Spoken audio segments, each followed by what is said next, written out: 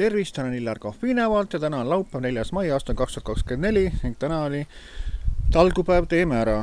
No see toimub iga maikuuses iga aastal.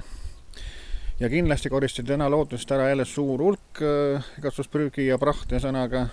Aga mis pärast loodusesse see prügiga satub sõnaga? Aga üks põhjus on ikkagi see, et need prügifirmad, et neil on kallid teenused, et elanikelt oleks vaja ära viia tasuta see prügi ja sõnaga, et siis prügi loodusse satuks niimoodi.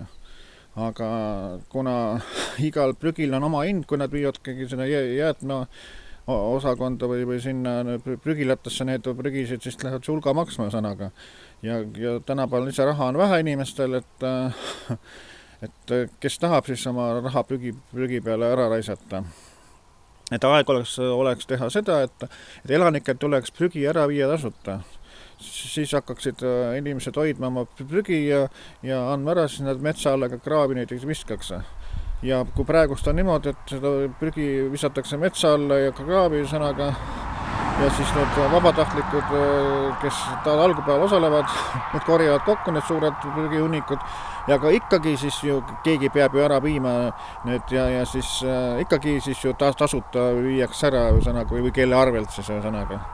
Nii et sellel tuleks ka ikka väga palju mõelda sõnaga, et mis pärast see niimoodi on, mis pärast iga aasta seda prügi tekib, et seda ära viia vaja on. Nii et minu ütlemine on see, et prügivedu elanikelt olgu tasuta ja see saagu olema lähimal ajal. Nii ütlen mina Illar Kohvinevalt.